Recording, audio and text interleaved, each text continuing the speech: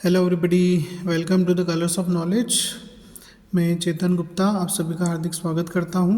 हम कक्षा 10वीं की गणित के अध्याय 5 की प्रश्नावली 5.1 उसमें चौथा प्रश्न जो है कि दी गई जो श्रेणी है वो एपी है या नहीं, और अगर एपी है तो उसका सारवंत लिखना है और इसके अगले 3 पद लिखना है। ये प्रश्न हल कर रहे हैं।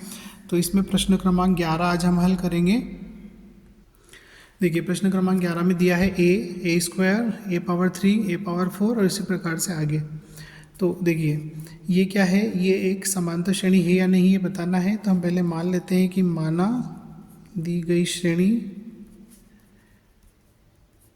एक एपी है। जब आप इसको एपी मान लेंगे तो एपी मानने पर आप क्या कर सकते हैं, इसका सारवंत लिख सकते हैं d1।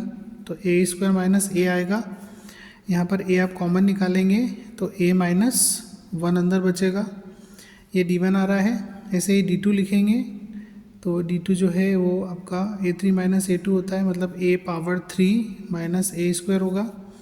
यहाँ पर ए स्क्वायर कॉमन निकल जाएगा तो a माइनस 1 बचेगा। अब इसमें देखिए क्या d1 और d2 बराबर है, तो d1 और d2 बराबर नहीं है। क्यों? क्योंकि यहाँ पर a है और यहाँ पर a स्क्वायर है। ठीक है, इसके जो गुणनखंड है उसमें, तो यहाँ पर हम लिखेंगे कि चूँकि आपका d1 जो है वो बराबर नहीं है d2 के, अतः दी गई श्रेणी जो है वो एक एपी नहीं है। ठीक है, और एपी नहीं है इसलिए इसके अगले 3 पद हम ज्ञात नहीं कर पाएंगे। तो ये 11वां प्रश्न हमने हल किया। इसके बाद हम इसका 12वां प्रश्न हल करते हैं। देखिए 12वें प्रश्न में क्या है, जो वैल्यूज़ दे रखी है √2, √8, √18, √32 और इस प्रकार से आगे। हम मान लेते हैं कि माना दी गई जो श्रेणी है एक एपी है। ठीक है, अब ये एपी है तो हम इसका सारवंत लिखेंगे, तो डी लिखेंगे आप सबसे पहले। ठीक है, तो डी बराबर होगा आपका √8 में से आप घटाएंगे √2। ठीक है, अब √8 जो है उसको आप क्या कर सकते हो, इसको हम लिख सकते हैं रूट में 2 गुणा 2 गुणा 2 और माइनस √2। यहाँ पर ये 2 बाहर आ जाएंगे, 2 √2 माइनस √2, तो 2 √2 में से √2 घटाएंगे तो आएगा √2।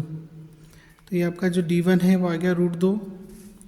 ऐसे ही आप इसके लिए d2 लिखेंगे, d2 बराबर होगा √18 में से आपको घटाना है रूट के 8।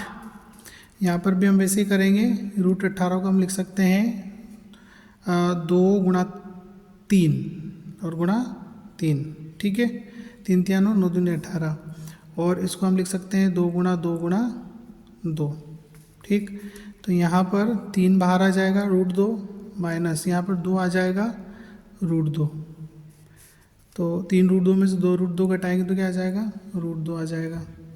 अब यहाँ देखिए आपका जो d2 है वो d1 के बराबर मिला आपको, तो यहाँ पर लिखेंगे कि चूँकि d1 बराबर d2 है, अतः दी गई जो श्रेणी है एक एपी है। ठीक है, तो ये हमने इसका 12वां प्रश्न हल किया। अब इसका हम 13वां प्रश्न हल करेंगे। देखिए 13वां प्रश्न हल करने से पहले, चूँकि ये आपको एक समांतर श्रेणी मिली है तो इसके अगले 3 पद और आपको लिखना है। तो 4 पद आपको दिए हैं, 5वां पद आप लिखेंगे तो a5 होगा। a5 जो होता है a + 4d होता है। ठीक है, अब a की वैल्यू हमारे पास क्या है यहाँ पर √2। ठीक है, पहला पद, और +4, और d का मान हमारे पास क्या है √2 है, तो √2। ठीक है, तो ये हो गया आपका 5 √2। ठीक है, अब इसको जैसा श्रेणी में दिया गया वैसा बनाने के लिए हम क्या करते हैं, इस 5 को हम रूट के अंदर ले जाएंगे। तो जो रूट के अंदर आप ले जाएंगे तो 5 2 बार हो जाएगा। ठीक है, जैसा वर्गमूल निकालने में करते हैं उसकी विपरीत प्रक्रिया हो गई है। ठीक है, 5 × 25, 25 दूनी 50 आ जाएगा रूट के अंदर। ये आपका 5वां पद हो गया।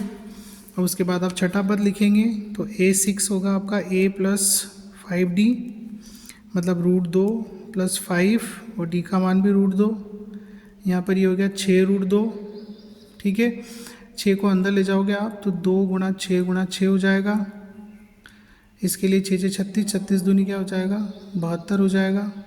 ये छठा पद हो गया इसका। फिर सातवां पद लिखेंगे जो कि तीसरा और अंतिम पद है जो आपको पता करना है। a + 6d होगा √2 प्लस 6 √2। अब यहाँ पर 6 √2 और 1 √2 की तरह 7 √2 हो जाएगा। और 7 को आप अंदर ले जाएंगे रूट के तो 2 गुणा 7 हो जाएगा। ठीक है, साथ साथ ही 49 और 49 दूनी आप जब गुणा करेंगे इसका तो आ जाएगा रूट में 98 मतलब 98। ठीक है, तो ये आपका क्या हो गया, ये प्रश्न क्रमांक जो है चौथा उसका 12वां प्रश्न आपने हल कर लिया, हमने हल कर लिया। ठीक है, बहुत ही आसान है, आसानी से आप इसको सीख सकते हैं। प्रश्न क्रमांक 4 और एक्सरसाइज है 5.1।